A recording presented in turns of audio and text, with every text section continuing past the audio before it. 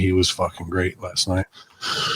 They were all great last night, infidels, but I wasn't there at Wrestle Kingdom or any New Japan bullshit. I'm not at Twitch either. I'm only here on YouTube, Ben Hamin and Hamin Media Group, because life's a game, but it's not fair. I break the rules, but I don't care, so I keep doing my own thing, walking tall against the rain. Victories within the mile, almost there. Don't give up now, infidels. Only thing that's on my mind is who's going to run the Monday locker room tonight. Y'all, it's Hacker Hamin, it's RBV, and we're back for 2021, infidels. Can't keep us down here at hackerhamin.podbean.com. Y'all. Yeah, man, it's going to be a big day for war. So I'm strapped up, ready to go, and we're going to do some espionage. We're going to pull the triggers. We're going to get inside Twitch's mind today in the next 48 hours, and I wouldn't mind if somebody got fired. I hate to be the one to be the advocate for that in 2021, but you want to go hard on the heels? Well, we got to get our heat back, baby, and that's what we're going to do here on the Monday Locker Room. Good morning. Your host of the Hammy Awards, a huge success, a wonderful job by all. Congratulations to all winners. But RBV putting that together in under 2 weeks and just a great community time. Good morning, RBV.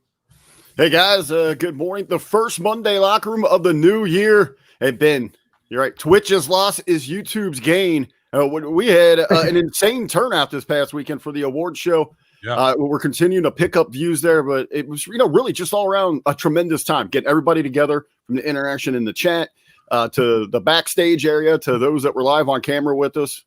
A major thank you to everybody. Congratulations to all the winners. I do have to say, though, 9 winners confirmed. I have received a letter from the real FBI that told me that we can no longer go forward acknowledging MSG as the producer of the year. I have a meeting with them later this week to work out some legality issues. So stay tuned for some announcements there. Okay, so controversy already in 2021 reigns supreme, and I see Rachel Reigns, which is probably Joe Reigns, hiding behind his hot wife's moniker there on YouTube. Frank's Pickle Barrel ass, and I don't know how he escaped from the bottom of the dungeon. I thought I had him locked down, but tables, ladders, and chairs found a Wi-Fi signal, and he's back. So y'all appreciate you. Are the dishes done, Joe? Are the dishes finally done? We're going to smash them, that's for sure, and then he's going to have to do it all. So Matt Schaffer already being notified this morning. That's his first of hearing about this FBI investigation, so he should be probably taken into custody later. Luckily MSG, I know he knows through a friend. He knows a member of the FBI, Big Sal. So maybe he should give him a call. I was gonna say we are dealing with the real FBI. So I don't know if he should be reaching out to Big Sal at this point. Well, Big Sal is in the real FBI. So MSG should probably heed that advice. I'm telling you the lines that are coming to me. So, all right, man. Y'all, I see Big Kaz in the house. It's a production morning here at Hamin Media Group, and a guy who's always ready to produce right out of the gate as soon as he puts his bow tie on. He's back wearing multiple hats, even though he doesn't have one on today. I'm sure he'll be making you squat, doing your thumbnails, editing video, and hosting more shows. He's not FR. He's the man beast. Good morning, buddy. Good morning. Starting off things hot this year. I've decided the first few weeks out the gate, I'm hitting it hard. I got up at 5:30 this morning, did an hour of empty stomach cardio, low intensity, because you got to keep that cortisol down. Yep. And so trying to just do a little extra fat burning each morning. And so we'll see how long I can maintain it. But I have some lofty goals in 2021, whether it be producing, hosting, editing, or perhaps even performing. We'll wait and see. And I'm just going to do everything I can to be ready for those opportunities should they come. And, I don't take it lightly. The HMG Army has voted me as someone that they enjoy seeing. And so I don't take that lightly, because I can also think of 100 things that I can do even better. And so I plan on being better in the coming year and living up to those expectations. So either way, hitting things hard. I'm glad to be here this morning with you guys. And, I see some big things coming in the new year, despite all the craziness that's going on. I think there's some big things coming down the pipeline, and I'm excited for it. I think Beast being rather modest there, a two-time winner, not only rookie of the year here at HMG, but overall personality. The Army has spoken. Yeah. I mean, to me, that was the main event, the marquee award, Beast. Congratulations on that one. Personality of the year. Hey, you look around the room, all those personalities to stand out amongst them. Yeah. Yeah, like I said, I was humbled, and I don't take compliments very well, so it was very weird for me to be acknowledged and put the spotlight on, because I like to elevate everybody else and kind of take a back seat. So to have it be shoved on me, like I said, I always feel a little awkward when it's like that. But again, I take it as a challenge. I see, in that case, I need to raise the expectations of myself and be even better in 2021, and I'll do everything I can to win it again next year. So bring it on. All right. I got to get the 3D printer fixed this week. I keep saying it. I'm getting close and close, but so we can actually print some trophies for the winners here. That's my goal for the rest of this month. But it was a great time, man, interacting with everybody. Seemed like there was a lot of shockers. I like the fact that I didn't know who was actually, I didn't have the run sheet before me, and all we just went by the seat of our pants. RBV was the only one who had all the information. So it was a really great time. And you can check that out on Hamin Media Group's YouTube right now and go back if you're looking for something to watch at work today. A lot of laughs, and see if you guys know who was going to win. Obviously, you know two now, but it was a good time, man. I appreciate everybody who participated in that, no doubt. It was a kind of a quiet weekend for wrestling, thankfully, and UFC was off, so we just kind of got to stick to football. But I want to give big props to Javid. Even though Cage Theory's on the shelf right now, he's doing great things with Hamin Media Group, and we're going to even expand that. And we had a meeting yesterday talking about a new thing called The Season, where we're going to put all of our pick'em challenges under one umbrella, add baseball, soccer, football playoffs we're going to do now. Javid's getting that kicked off right now in Hamin Media Discussion Group. And, man, I'll tell you what, his picks were on all weekend long. He had about a 40 to 60% close rate on small bets. I just been playing small ball, $2 to $5 here. Listen to what he's telling me. I bet 80 came out 160, man. So, what else can you do? And that was like multiple bets over the weekend. And so just little bits here and there. So he's really helping to build bankroll and account that way. But we also have had a lot of interest in wealth management, investing in stock markets. People got the Robinhood app, penny stocks, mutual funds, stuff that I know a little about, but I'm nowhere near a professional in. So we're on the hunt right now for a wealth management expert, an investment expert. And we've got a lot of guys who could easily be great co-hosts to ask questions of somebody, but that's another show we're trying to develop so we can all come up together in 2021, maybe take some of this, I don't know, 600 or $2,000 and invest a little of that of our future, put a little bit away for even a darker, colder year that could be upon us at any time. So excited about our meeting yesterday and all the prospects. And then launch of Stevie Ray TV. We'll start that. I don't want to undercut that right now with the oof, but we've been working hard behind the scenes. So Stevie Ray TV on Patreon, Stevie Ray TV on Twitch, Stevie Ray TV on YouTube. It's Hamin Media Group plugging the turbocharger into the engine of this Sherman tank, Stevie Ray, man. Like, it's going to be awesome. We're excited about it. Obviously, the new Rip Rogers podcast is up. We're working on his brand too. And now the huge announcement of Two-Man Power Trip joining up with Russo brand. Even more huge names coming to Russo brand, and we're going to start developing individual brands for them. So it does not stop ever. 3 days in the new year, we're up almost 400% in new projects of business. Jamin Olivencia I've been talking to as well about developing a podcast, his new website. Strangler Steve sent me Emily Barsh as well, who is a producer in LA, conservative, who's going to be running for office out there. So I'm going to be working with her as well. It's just a lot to do. And I appreciate all the staff here at Hamin Media Group. There's been so many people ready to step up. I'm pretty decent at dictating, teams and jobs, but to see people hungry to do more, man, it almost like floors me. I feel guilty almost, but we wouldn't have this type of growth if it wasn't for Rick Vickery, if it wasn't for Ted the Mambies, if it wasn't for MSG, El Plaza, for Kaz, for Ray, for Bello, for Y-Song, for Billy Ray Valentine, Stevie, the NFO guys, Dimitri, and everybody just doing, all hands on deck, taking care of their own properties to grow something on. And that has given us enough momentum to perk up the ears of these legends. And now when you get one or two wrestlers and you see success, all the rest of them go, hey, what are they doing over there? And that's what we've been doing over here. And I'm glad we kind of kept it kayfabe, because if they all came rushing through the door at one time, we probably would have failed in the last year.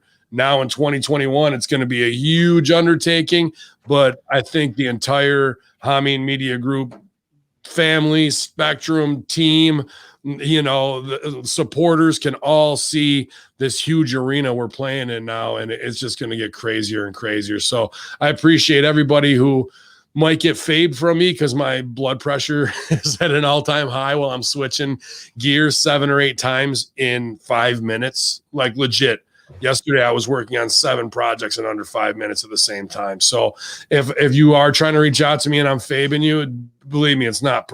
Take it personal if you want to. I don't give a fuck. But it's because of workload and because of where you might be on the pecking order. Because when Vince Russo, Stevie Ray call you, your ass picks up the phone, bro.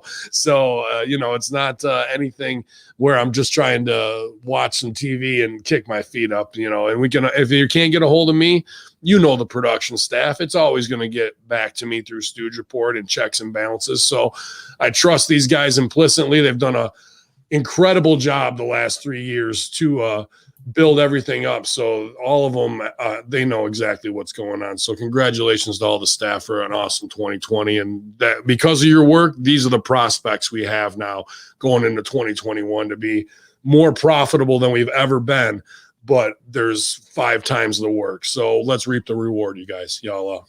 That's right. Got to love the process. Mm-hmm. And, definitely, it's a labor of love. But we're starting to reap what we sow, and this is only the beginning. Mm-hmm. We've only just started sowing. So, I'm excited to see what's coming down the pipeline. Right. And I forgot to mention too at the top, as far as things going on this past weekend, I had an opportunity to sit down with the guys over there at the Academy talking Star Trek. As I talk about all the different movies that I've been catching up on. So I got to catch up on a couple of the Star Trek movies, and we talk shop on some of that. And as far as, just some of the intricacies of the movies, and it was really my first foray into Star Trek. So I got to kind of share with them my experience with that.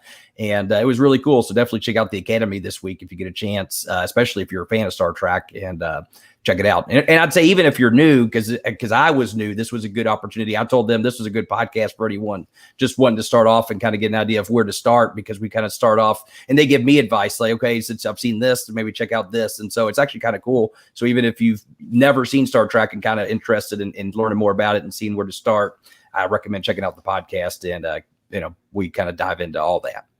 Absolutely.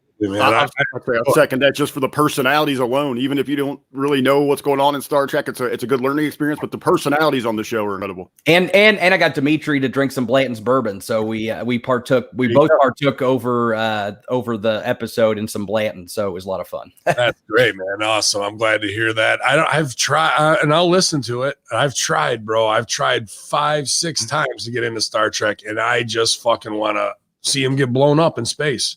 I want a Star Destroyer to show up and just fucking rock them. Somebody comes up and takes over and kills everyone with a lightsaber. It just doesn't have the same flow to me as Star Trek, but I know the fans are so loyal and diehard. I'm glad to have both sides of the platform here, and Triple D's having a good time with it. And thanks to Triple D for all of his sponsorship with Zordos Olive Oil, all of his friendship, man. Even though he cheats at golf constantly, but that's what you got to let him do. Sometimes he needs it. It's a early morning making those donuts. I'll tell you what, brother, that guy puts in the hours, 4 a.m. till about 6 every day. And, wow. It's serious business. Sometimes even longer than that. And they're open 4 or 5 a.m. till 11 at night. Wow. So like that's shift management. That's the ordering, making sure the case is right. 3 stores that got to be stocked, plus other stores that just carry their products. Like the kid is a true boss, man. And when I feel like I'm not hustling or when I feel like, I'm at the end of my rope hustling, I'm just here in the studio.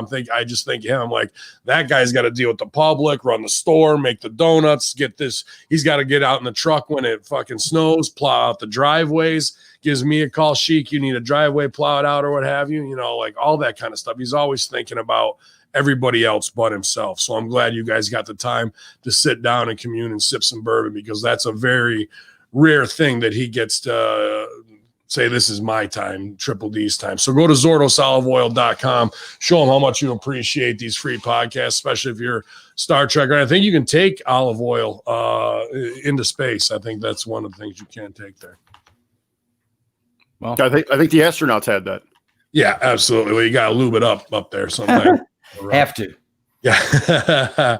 Oh, man. But I don't know. I didn't see a ton of like crazy headlines. What else did we cover this week, man? I did Dolo Friday Locker Room. People seem to enjoy that. And then I did the SmackDown Live self-help group here with no music, because I don't even want to just like, apparently DJ Jazzy Jeff can do lunchtime mixes all he wants, but anybody else, go fuck yourself and get your channel pulled. So I just sat here and you guys asked me questions, and I was watching the show on the other computer trying to answer as best I could, but some people enjoy that more. I don't know. To me, on Friday, I do not want to listen to Corey Graves and Michael Cole fucking repeat Vince McMahon lines. I would much rather listen to Fat Joe and Jay-Z and rappers. And then when we get to a promo, pump it up and hear how terrible that is, and then go back to hip hop. But not for some reason, they just want to crush our spirits, but they're not gonna, because we've got the inside contacts. I plan on being back on the end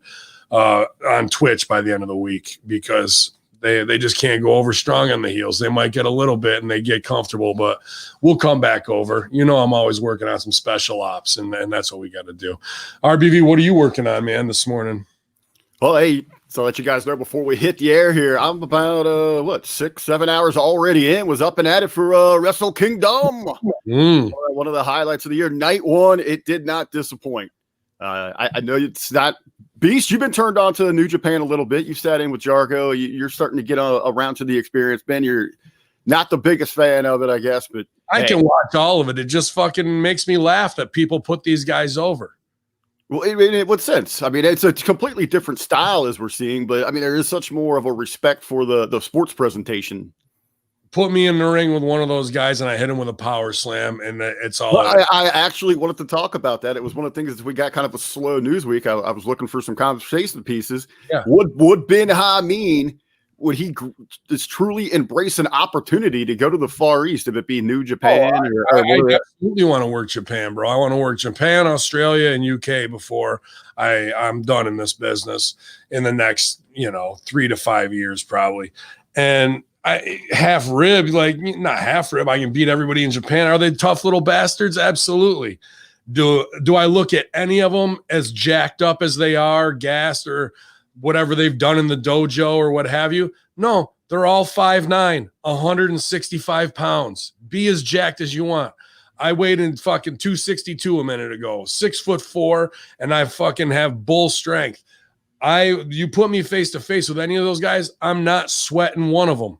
And if it comes down to, he won't sell for this guy or that guy. Yeah, guess what? I'm not going to let a 5'6" guy muscle me up for a fucking muscle buster where I kick out, no sell, da-da-da-da. He's going to try and do that. I'm going to slip out the back, push him off, and hit him with a fucking Hanson lariat that's just about takes their fucking head off.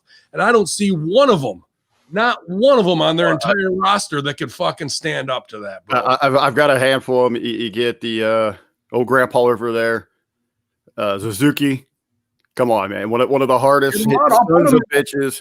Yeah, it's standing toe to toe with Okada, who's right at your size at 6'3", that 240 mark. Let them come. Like that, if that's the two best they got, fine. We got the I fight Nitty and Gritty, who's fucking 6'8", 350 pounds. I fight Brute Van Slyke, who's fucking 6'5", 410 pounds. I fucking like these little fucking dudes who are almost my size don't impress me at all. And they fucking act like they're giants. Well, they are in a fucking land of 5'1" fucking guys. But when I come over there and when I say you're not going to beat me, you're not going to beat me. Well, that's part of the reason why those outsiders, when they come in, the Western wrestlers that are such a draw, such an appeal because of the size difference, the different looks. Look at the guys who go there who are the draw or the appeal. Then go look at the picture of me standing next to Kenny Omega and the Young Bucks. No. I'm not talking about guys like that. You think I'm talking about like Murder Hawk and Brock Lesnar. Right. Yeah. And do they go under when they're there? Oh, I'm not like someone like Lesnar. No, over strong as fuck, and that's exactly how I would do it too. So I want to see it. Noodles, fucking raw fish, Yakuza, and whatever, and stick them up your ass sideways. Because if I show up, it's going to be a fucking day. And you want to talk press conferences? I'll fucking insult every one of them right there too. Who think they're over in marks and all that kind of shit. Because they need a wake up call. Because they can have all the whatever the fuck Karate Kid built in Okinawa and Mr. Miyagi respect that they fucking want to have, but they'll respect it when I expose them for nothing but little dudes trying to fucking play big monsters. And when the big monster shows up, fucking Godzilla reigns supreme over Tokyo. And the only way you're going to fucking take me out is to go find fucking Mothra to come in. And you ain't got him on that island, brother. So I'm going over strong all day long with fucking hot fire breath on every single one of them. Now, who you taking? It's a tradition in New Japan in the Japanese style. The factions are big. You got to roll deep. So we got to revive the insurgency. Who are you taking with you?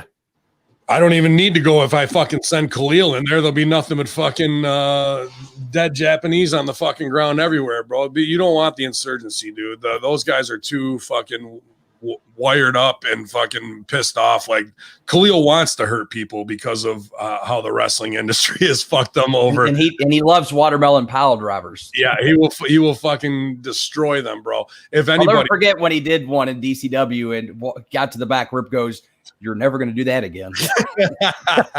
It was fucking. I think immediately. You're not doing that. You're not doing that again. I'd probably take Kong with me, or else GGP. To be honest with you. I only need one person to watch my back. The wake of destruction you're talking about leaving, you got to take the good doctor here with you. I mean, you're going to need Beast to help clean up that mess. You have to put them back together. And then I would be on the other side of the card against Yano. I think that would be more where I would fare best. And that'd be all about it, working the gimmick part of that. That's what Rip said he did when he went over there. Instead of going over there and working the work shoot, getting stiff with everyone, he just worked doing the gay gimmick. And got that over, and it was so over the top. They keep doing that. So I'd just be, I don't know what the fuck they would think about redneck fucking Ted McNail or Mobile Homer, but I guarantee with that in the gimmick craziness of playing around with Yano in the ring, I think we'd have a lot of fun and have some good matches together. See, this is where I agree with you there fully. But here's the thing: Japanese are in the gym every day, fit as fuck, and even Yano is a shooter. Who gives a fuck? Like, you're 145 pounds, 6 inches smaller than me. You're going to come in and you're going to get caught. And when I got you and I fish hook you, do they got the fish hook fucking machine at the gym? Show me the eye machine when I go to take your fucking eye out. Or I grab you by the ear and walk you around the whole fucking ring. You got the ear machine over there, Yano? I don't think you do. But Yano is tying people's bootlaces together and doing the gimmick shit that I love to do anyway. I will say to play devil's advocate, it's getting away from necessarily the size of it, but I will say their approach to wrestling and the fact that they instill more respect in their young wrestlers from an early age. You don't hear about the New Japan guys spouting off stupid shit for the most part. There's obviously going to be the Yakuza runs things and they'll have you murdered. Well, that too, but at the same time, there's people that will fly over like from England and learn how to like a Zack Sabre Jr. I want to say, we'll go over there. But here's the thing is they make them learn how to work. Like they literally will say you cannot do a certain amount of moves or like certain moves until you get to a certain point in your wrestling career. So like the first 2 years you're over there, like you might be able to use a Boston Crab as a finisher and that's it. You figure it the fuck out. I like that. I like that aspect of, hey, you don't get to use all the stupid shit in wrestling until you know how to fucking use it in psychology wise. Of course, then you have the other guys who don't know how to use psychology anyway, which was my big issue with some of the stuff in New Japan because they no-sold each other. But I think if it was taught appropriately, then that it would be a good system to lead it, to help wrestlers integrate themselves into the business, which I think if we had more stuff like that here, it could work out. But again, at the end of the day, you have to learn how to work correctly. You can't be no-selling shit. Unfortunately, that tends to be the crutch that New Japan also relies on is this no-selling of the big moves, which is bullshit. And to me, that's the big thing I have against New Japan is simply at the end of the day, they still aren't doing the business any favors by not putting shit over. That's how it goes, right? And there's my number one gripe. You fucking want to show that you're a 145 pounder and I'm fucking 260, 8 inches taller than you, and you fucking want to do some wrong style. Guess what? That next one is going to be a hot $5 face slap, and your ass is going to sell away because it's going to all be right there when your head is fucking, when you can feel your heartbeat in the side of your face because you didn't sell away the first time. You won't need to hear me fucking say anything because I'll knock your eyes quite low and you'll fucking be moving down the fucking ropes to the next one. So all that little back and forth shit, step to it. I'm ready. That's where I say not one of those little 145, 165 pound cocksuckers. I don't fear them at all. They can come with their hardest overhand right punch, and I'll probably stay in the pocket with them, and I guarantee I'll be the last one standing after I deliver it back to them. So that's just the way of physics and size, bro. People in the phony side of wrestling want to put these guys over. I think that's completely wrong. In a real fight, a teenage guy versus a fucking grown-ass man, it never goes the way of the kid. The kid is always getting thrown over the bar, through the liquor bottles, whatever the fuck it is. There's just no difference for man strength and size versus in a weight class. That's why you don't have UFC heavyweights fighting fucking these little fuckers who talk all this shit. Otherwise, if it was a real man versus a man fight, what the fuck's his name? Scotty McIrish from UFC. Fucking MacGyver? Dude, I'd fucking knock his ass. I got no fear. Connor. I have no fear of Conor McGregor, bro. I really don't. Like if he wanted to go for 50 grand in a sparring next week, I'm in, bro. I'm in with no training to fight Conor McGregor. That's how much the size difference in my mind plays. And I could be way off, but I really don't think I am. Because otherwise, you'd see Conor McGregor going, "I'll fuck you up, Mike Tyson." Yeah, or is he saying that? No, he ain't. He's not saying none of that shit because he knows you get one fucking right cross to the face, and that's all she wrote, Briz. So Desperado, fucking we'll see you tomorrow, bro, in the land of the rising sun. There's a reason why you only work on a fucking territory that's 200 miles long and you think you're over. Well, shots have been fired. Hamin, the insurgency, and even Dr. Ted McNair versus New Japan. Let's get it going. Let's make it happen. I'm coming for you, Yano. Yeah. What's Conor McGregor going to do when I put him in a front face lock and drop an extra 80 pounds on his neck from what he's used to? What's he really going to do?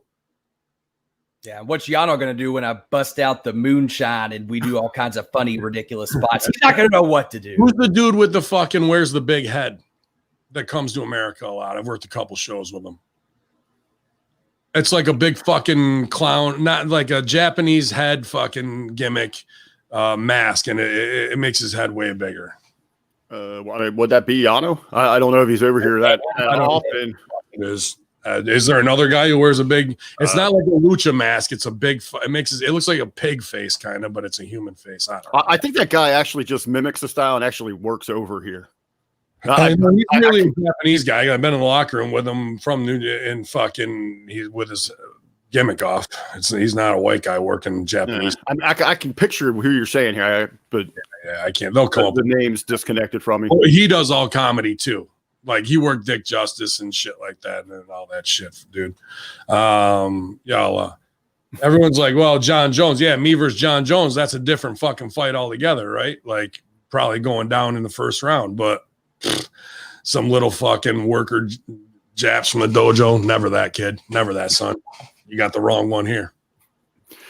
I'm in the middle and let me and Congo Kong hit him from both. I like to see that. I like to see Congo. Tell me who's fucking surviving that. Not one of them. Not one of them. They didn't learn shit from Hiroshima, apparently. Well, Beast. I got nothing on that. I was going to say, you want to transition in with the Monday morning? Yeah, all right. That's the other guy. That's the dude I was thinking of who does all the comedy shit. Who was it? Kikataro. He works. Oh, yeah. But we're gonna Kikataro like it's tomorrow with a Monday morning Mitsuba monologue. Yeah. Oh, perfect. All right. Well, let's go ahead and just get into it. Happy New Year, everyone. Hope the turn of the year has treated you well so far as we start 2021 off today, January the 4th. We always celebrate different days of the year. Today is actually National Spaghetti Day, oddly enough. It might seem innocent enough, spaghetti that is, but I know Ben Hamin actually has been working on a bomb made out of alphabet spaghetti. And if it explodes, let's just say it's going to spell disaster. Believe it or not, I actually got sick from a bowl of alphabet soup once. And I tell you should have seen the bowel movement. It was awful. But anyway, getting away from that, let's talk some pro wrestling stories. One of WWE's senior vice presidents has exited the company to take on a new opportunity at Electronic Arts. Craig Tello, WWE's senior vice president of programming and media operations, announced on his LinkedIn page that he is leaving the company to become the head of marketing, communication, and content strategy within EA's competitive gaming division. I guess after working with Triple H for so long, he decided that literally it was time to play the game. Bobby Lashley, he wrote on Twitter, the one title that's eluded me my entire career is the WWE Championship. Next time I have the opportunity to get a shot at Drew McIntyre, I won't miss. I'm officially entering the hashtag Royal Rumble. And if that's all you have to do to enter the Royal Rumble is put out a tweet, then I hereby declare myself for this year's Royal Rumble, baby. Let's do it. Come on. As previously reported, the physique of AEW star Chris Jericho has been a trending topic on social media as many fans have been mocking Jericho's body. Jericho has seemingly responded to those comments with a post and selfie photo on his Twitter account that has since been deleted. Jericho wrote in the caption for the photo, hashtag Fat Jericho at NBA, proving once and for all that Jericho truly is the demo bod. That's right. In a series of posts on Twitter, Lance Storm gave a little behind-the-scenes information on WWE's attempt at a storyline that would have had him have a large penis. Now, personally, I think it's a shame that this angle never came to fruition. Imagine the crowd's reaction the first night Lance Storm lost to a small package. I think it would have been great. Mustafa Ali, he had plenty of ammunition to return fire on a Twitter user who tried to troll him over the Retribution storyline. The Twitter user said the storyline was DOA and now it's unwatchable. You were a knee-jerk reaction by Vince getting yelled at by investors just like WWW Underground. Oh, Raw Underground. Brand Shakeups 24/7 title, brand-to-brand invitational. Nothing has helped or gotten anybody over. Ali took a moment to check out the user's Twitter feed and replied back, before tweeting this, you retweeted out something to win a free fleshlight. I just wanted to point that out, and to which I'm sorry to report, guys, unfortunately, I did not win the fleshlight. Sucks. But either way, our final story for this monologue is Dutch Mantel. Might have heard of him. He recently took a shot at Impact Wrestling by making a joke about the Nashville bombing that happened on Christmas. Dutch Mantel wrote the FBI just released a new finding in the Nashville bombing case that the bomber was not targeting the AT&T building. He was aiming for the old TNA offices a couple blocks away, to which I have to say, I'm not really sure if Dutch is correct on this. I mean, if TNA knows anything, it's how to survive an impact. Ladies and gentlemen, this has been your Monday morning. Yeah, I like that, from the land of the setting sun. That was a great one right there. I didn't realize they were that close to Impact. I was thinking to myself, well, that would narrow it down. Who does Dixie and Billy still owe money to that's got a gripe? I mean, you could go back to that roster and really narrow it down to a top 20 list of who they possibly could be. My money on aces and eights. Oh, there you go. But yeah, man, Dutch meant well, but the joke bomb, says Daniel Price. No doubt about that, man. One of my favorite parts to get me out of when I want to beat the shit out of everybody in Japan. The Monday morning monologue, you guys, appreciate it. Real strong out of the gate. Anything else before we have to get to these shitty headlines, RBV, or what, man? Well, as we're going into 2021 and all the tremendous optimism, people looking for a better year, trying to turn that corner. Last week we were talking about some pro wrestling style resolutions, and both of you talked about getting back to work. And I think across the board, from promoters to talent to fans, everybody kind of optimistic that we're going to have events returning. Obviously, that's by state to state, region to region, what's going to happen there. I wanted to kind of pick your guys' brain about planning and promoting an indie event, some of the ins and outs, the finer details, if you will. It just, down to jump into the conversation, it's maybe something that seems as simple as how you begin that process and even selecting dates location, negotiating with a venue, sponsors. If we could jump in there, I know both of you have had a great deal of experience here. Beast, especially you, if you kind of want to take the ball and run with it here. So with booking a show, start off with your budget. Stretch. Yeah, you find out what your budget is. You find out how much money you have invested, how much money you need to raise for the card, and you figure out the card. And then from there, you start reaching out to, this is the way at least I do it. Some people will say, all right, we're going to go ahead and book the venue, and then we'll figure it out from there, which is really fucking stupid. But that's what most promoters end up doing. But the way we're approaching it is because we want to make sure we can put out something viable that's going to continue to make money for us, as well as everyone on the roster that is working for us. So we're actually ahead of time figuring out the sponsors, figuring out the budget, figuring out what everything's going to cost, and then kind of going from there. And that helps us figure out what we need to do to raise enough money to be able to make the show successful at minimum. Now, you're working with a startup company. You're helping this thing from the ground up. Correct. When you guys are pooling your funds here, you don't have to give exact details, but what is a safe amount to have in the bank? When you go to begin planning this, and I guess this is especially a good conversation at this point because we got the stimulus package coming, we got tax returns around the season. That's when you see a lot of bookers and promoters coming out of the woodwork here. That completely just shoot their load on this thing. What is a sound amount for a decent sized indie show, that bankroll that you need? I guess it depends on how many names you want to bring in. There are plenty of talented individuals that you can get that aren't going to be as expensive as those name wrestlers. Now, that being said, you also want to have maybe a couple to be able to spread out throughout the card, just to be able to get some interest. And that's where a lot of promoters, unfortunately, end up blowing a lot of their money, is more on the name wrestlers versus having a crew of guys that you can continue to bring back and build over a series of time, and over time use those name wrestlers to help put them over. But anyway, to answer your question, long story short, I would say at minimum, if you're smart, I feel like you could probably end up getting away with renting the ring at all with about 10 grand for a show. It really, in the grand scheme of things, for a moderate sized independent show, I'd say that's not a bad deal if you're smart with your money and know what you're doing. Now, if you have a ring available to you and have, everything else covered, like the building and everything, you could probably get away with maybe $5 grand. But again, if you're smart on how to book and what you're doing, if you don't know what the fuck you're doing, you might end up having to spend more just to be able to, over time, figure it out. Ben, your thoughts on just those basics, those ground level basics, before we kind of dive in a little deeper? He's not wrong at all, and believe me, I'm not trying to undercut Beast here by at all. But I gotta not expose him, but say where he came from, because I did it that way, and now he's doing it the way everybody else does it. Because OVW is beautiful in the fact that ring truck's there, you know what time you got to be there, you know what time setup is, the building's already paid for by management, right? And you got to worry more about the show and the quality. Here's 2CW or any other indie that I worked. $2 grand up front, 2 to 10 grand, depending on when you got grandfathered in for a wrestling wrestling promoter's license. $450 per show for a $1 million insurance policy, one time, $450 extra.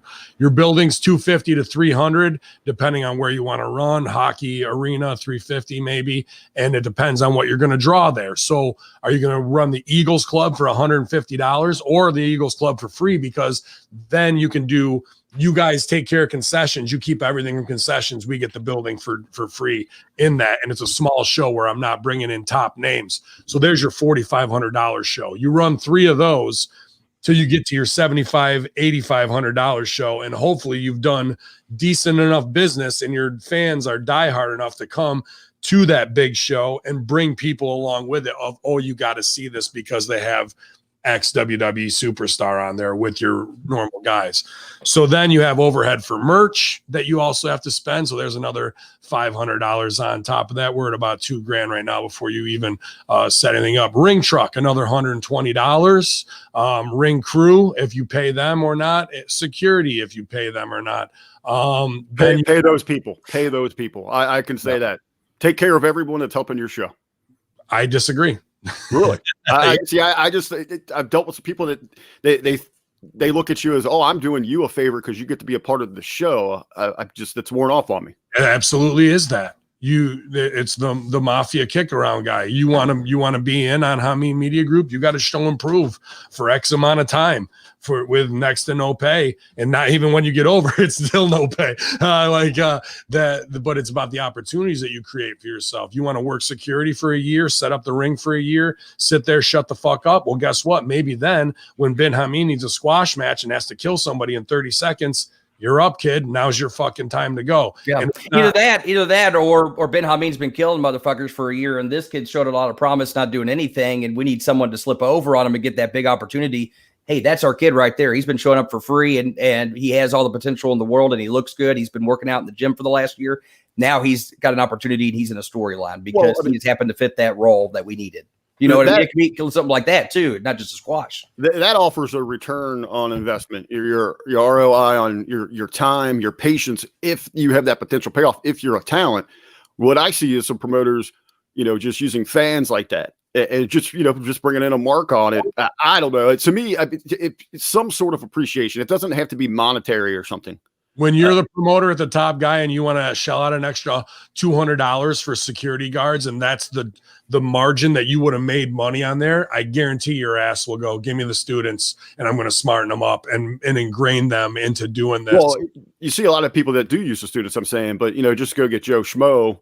And you see no kind of gratitude towards, their time, their commitment there. Oh, well, the gratitude is hot dog and a handshake and thank you. And you're a part of the family and you can be here during kayfabe break times. And then if you are either a diehard loyalist who is going to do that, believe me, and no one could protect me at Crossfire Canada. They got a 375-pound Mark woman. They got two old guys who are 72 years old with yellow shirts on. They're not stopping nobody. I'm my own protection. You know what I mean? They're there for the looks of it, dude. If it's really serious, then I need to be able to read the crowd. And if something's going down, it's going down. And I'll talk to the baby face in the ring, and I'll have the baby face start beating the shit out of me to calm down the heel stuff going on the outside of the ring with them trying to get in. Go ahead. This is just a fun point, and I'll give it to you, RBV, but I'll be curious to see if any of our listeners know the answer to this.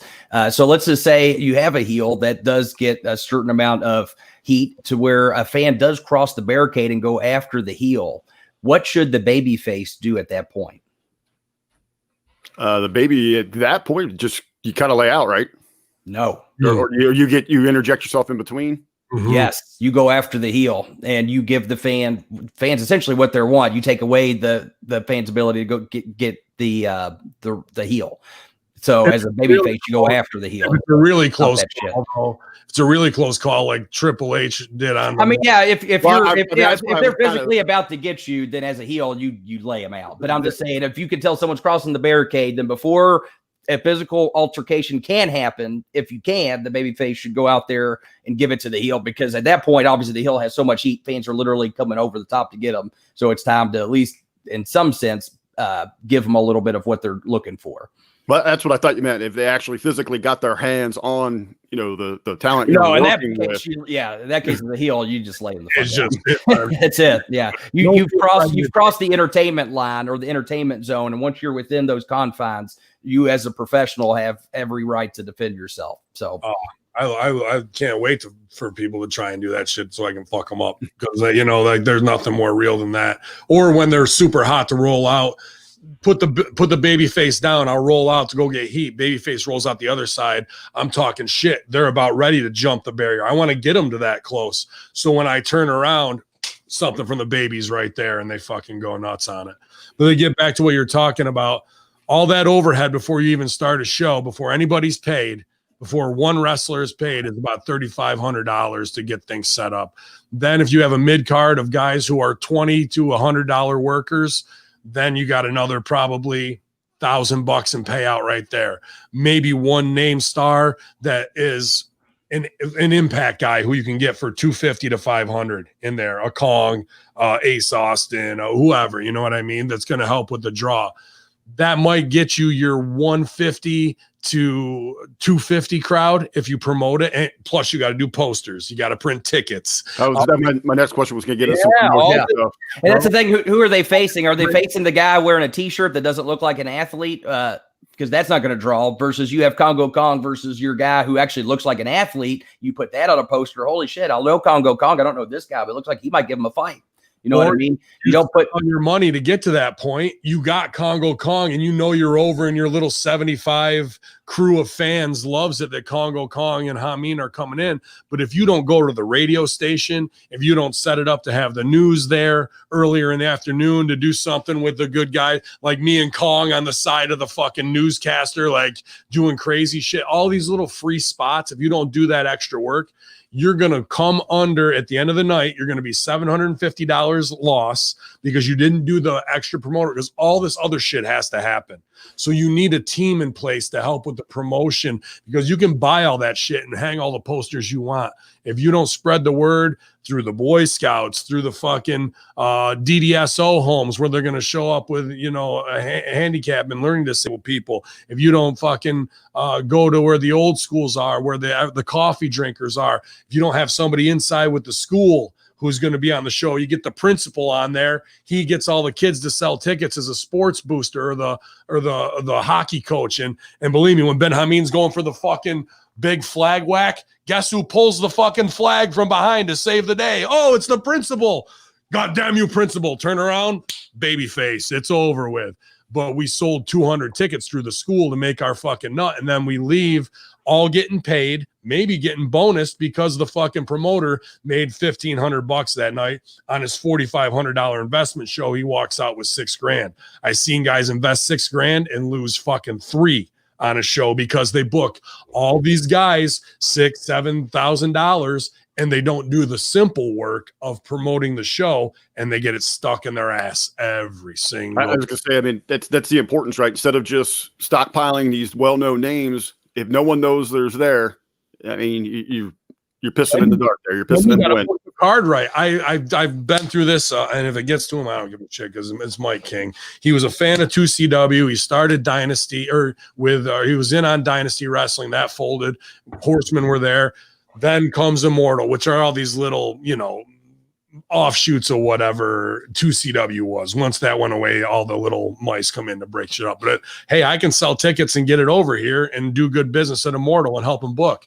But time and time again, he'll get it that close, and then it's time to book the show, and we start doing buddy favors for all these shindy workers who are around, because they know somebody's on the card who's a top draw. They know there's guys that are doing good work. So now we go from what should be a 6 or 7 match perfect card to fucking 10 matches, and the show 3.5 hours, and these fucking shitbag scrubs go on first, and they don't know how to work. They've never been trained, but they think they're in the fucking wrestling biz, and they're over because they work these little shows with 75. Meanwhile, I've done my most to do pre-sale tickets, sell 300, 350 to make sure it's there. Then when I'm in the fucking main event, the crowd's at half because these shitbaggers fucking ate up 40 minutes on the front end of the show, did everything on the fucking card, and had a shit match that exposed the fucking business. So this goes for King or any other fucking dirt bomber promoter out there who's listening right now.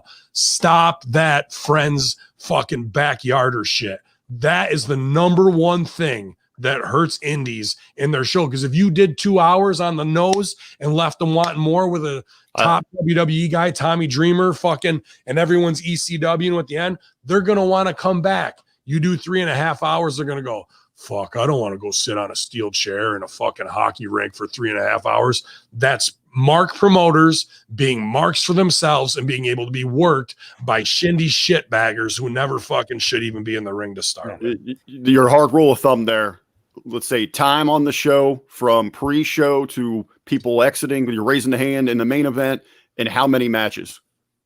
6 to 7. Yeah, exactly. What's our time frame? 2.5, 3 hours? 2 to 2:15 with a 10-minute intermission. Yep, 2 to 2. Hey, is it 2.5 most? But yeah, 2:15 really is a better time. I mean, think about it. All of the most popular Emmy award-winning movies, on average, what would you say the runtime is? Oh, my attention span's like 90 No, minutes. that's not the question. For most Academy Award-winning movies, on average, what would you say the runtime is? I don't know.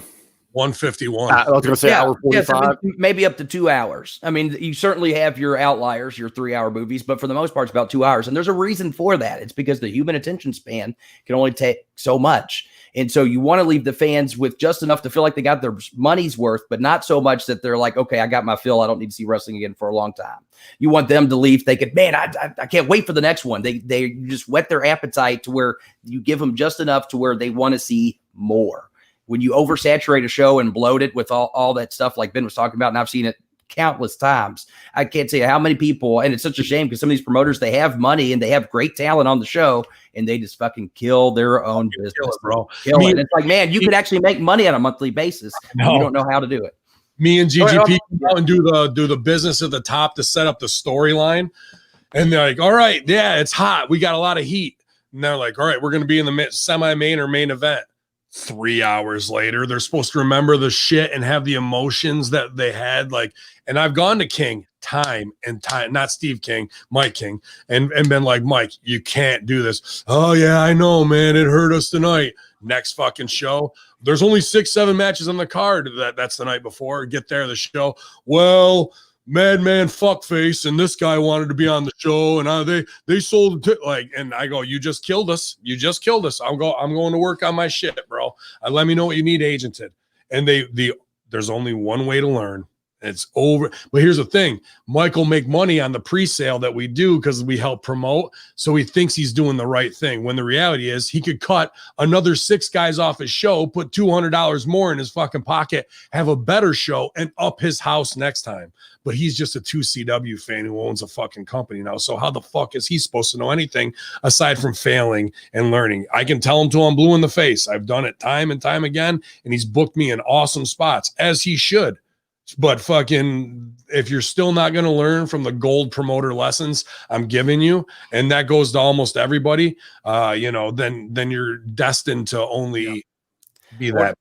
Or it's also how you book it too. I would say if Joe Schmo and his friends sold tickets want to have a match, instead of putting them early on and have another match, okay, then what's going to happen is we're going to take our top 2 heels. They're going to go out and they're going to kill these motherfuckers in less than a minute, and then they're going to have the scheduled match that we wanted to have. So they still get their ring time and their ticket time. But we're going to use them as fodder and not let them expose the business before the whole show. Right. Or you get all those guys and open with a pre-show battle royal. That too. 16 cocksuckers who want to play wrestler, and maybe one of them's worth of shit.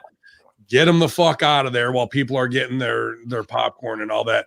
So here's the thing, though, Rick. If you want to know what I think is the most essential thing of anything, and I've seen Chris LaPlante try and run Crossfire, not by himself. He's got a great staff of security, and I didn't mean to bag on those great people up there because they are part of it. Well, fuck them, sapsuckers.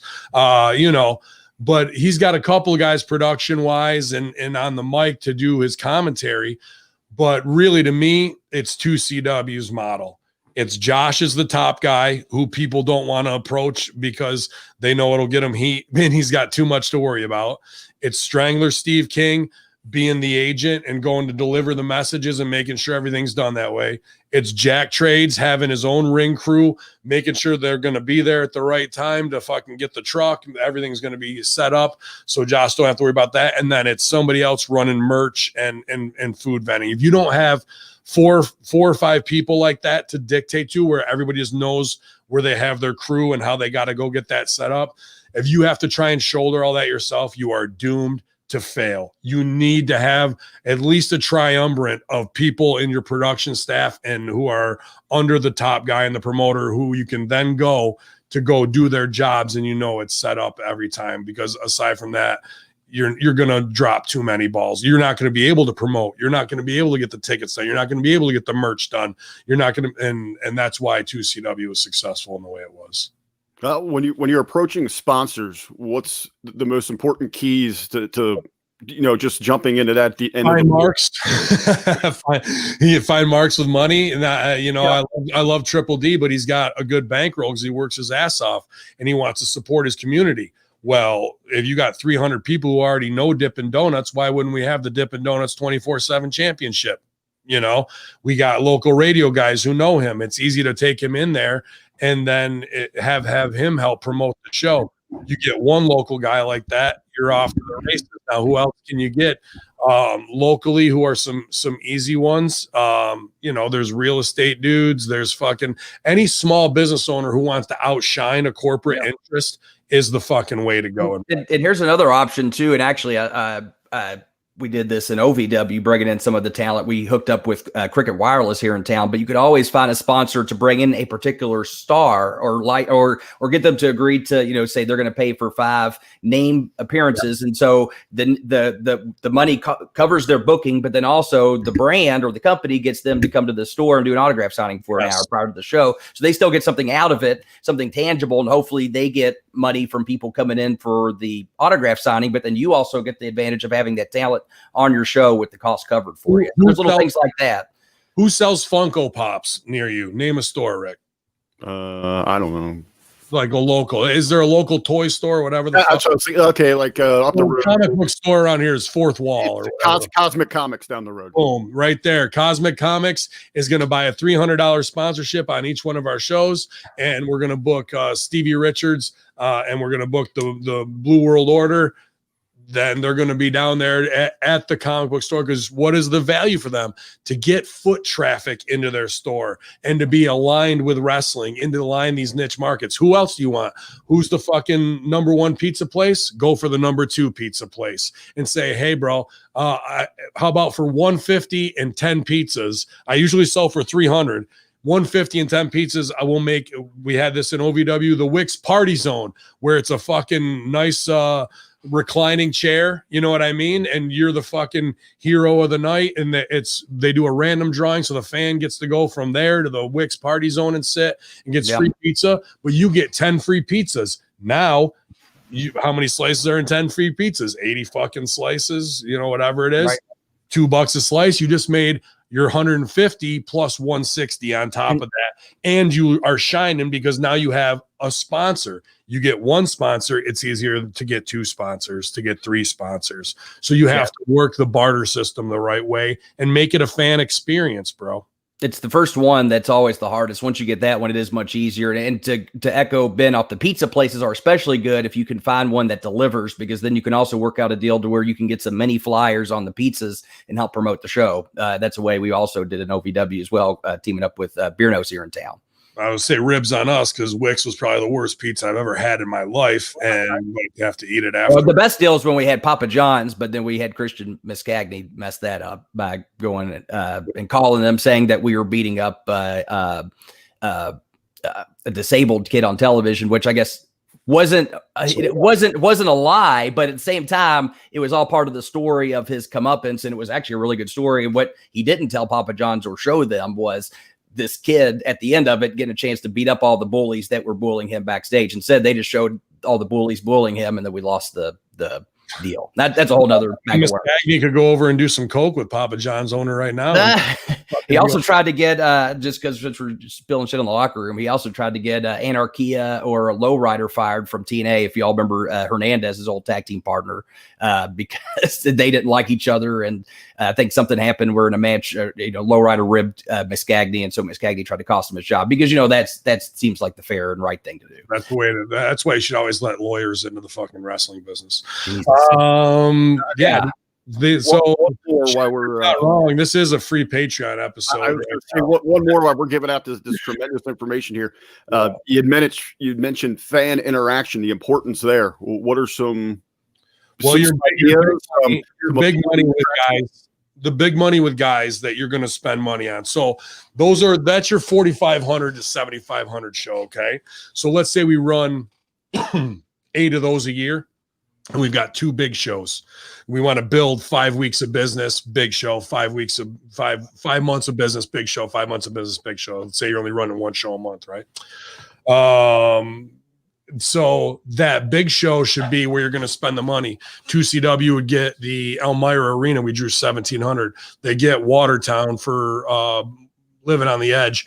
We draw 1,200, and do the pay-per-view. And now with all the Twitch shit set up and Fight TV, that's a whole nother thing that's another guy that you need on your staff to fucking man and do all that shit in today's digital fucking realm. But at that point, when you have those big arena shows, Josh booked AJ Styles as IWGP champion, Mickey James, Pepper and Cherry, who were still pretty indie at that time. You know what I mean? Let's see who else was on that show. Austin Aries, and Hacksaw. So those are big draws. Plus you got guys who are good mid-card indie guys who have to get that envelope $50 to $100, right? Plus the building's $1,000, plus everything's bigger. So to do that, the show is primary, yes, but the fan meet and greet with a Roddy Piper, with a Hacksaw, and all that type of shit, those guys are banking on that money. So when I would work on Blitz Pro Wrestling, which is kind of like a mini Raw, and they'd have their big show at the end of the year, dude, and this is what killed him. This is why Tony Scarpone, he had to go fucking, I hate to say this, but go get the payday mortgage loan. You talked about this last week. Yeah. Dude, he had fucking Hall, Nash, Bischoff, Bubba Ray, Devon, Gail Kim, fucking all those guys from AAA who were way over with like the Bestica 666 and all that shit on his face. Paul London, Morrison and Taya on one show, B. Over 20K, right? So you want to talk Hall, Nash, and fucking Bischoff? There's 20 grand easily, 25 probably. Gail Kim, you're talking another G up front, no doubt about it. Morrison and Taya, there's 2. I can almost guarantee that fucking London's getting a G. Like, dude, and that doesn't even include trans and hotel. Doesn't even include that. Doesn't even, and then. Yeah, exactly. First class flights for guys like Bischoff, 3 Gs, bro, on top of that. And then you got to hope your 800 fans to 1,000 that show up are all going to buy $25 meet and greets. Now, Hall would say, yeah, brother, we'll sign for an hour. Sure. And they'll take their fucking sweet ass time and talk to everybody. And let's say there's 40 people left in the fucking line. Then Hall will go, and I watch him do it. He'll go, bro, like they'll be trying to speed the line up through, but Hall knows he's taking his time because they're only going to sign for an hour. And if there's 40 people left, they'll go, hey, yo, we'll stay here and sign, but we get 50-50. We said an hour, bro. So he'll slow down the line to up his time for those last 40 to make another $500 on top of that. And then they'll rush them through and not get anybody. They don't give a fuck because they did their hour with the promoter. There was still more people. We can get more money out of it. This is what Click and those guys do all the time behind the scenes, bro. And that's how they pickpocket. You think they're getting X amount, they're going to get even more. And then when the promoter loses his ass on shit, they don't care because they don't care if Blitz survives. They're just there to milk the cow and move on to the next one, bro. And let's be clear, wrestling convention goers are not always the same as wrestling show goers. And that's something that I think promoters think that people are more than willing to spend $50 on a meet and greet. Not at a wrestling show. Maybe at those comic conventions, they've saved up for that, but I've seen it time and time again. They have these expensive meet and greets, and very few people end up actually coming through, at least not enough to make offset the cost of it. So that's another trap that promoters fall into. But here's a great thing that and I'll put Scarpone over, and this is what Josh didn't do this, and he could have, but so Scarpone's got all this money invested in big names for a signing, which is part of like the convention earlier in the day. He did really well on one, the other one he got killed on. But while they're all there in line, he sold $150 spaces to all the fucking whatever momtrepreneurs that are selling essential oils or this fuck off soap or whatever they're shilling, weight loss powder wise for these women who sit home and don't really have a business license and any idea how to fucking sell anything. They're just trying to do multi-level marketing things. But if you can get 6 to 8 of those who are selling scarves and bead jewelry and whatever the fuck, well, like B said, now you've just cleared $1,200 in selling space, because what do those people want? They want interaction and people going by their tables. So it's up to them at that point to convert a sale, but you're giving them the opportunity to do that. So if you have somebody who's dedicated like that and can reach into those small home business type people who only want to spend $150 for a craft fair, so be it. If you're a fucking idea. Yeah. Yep.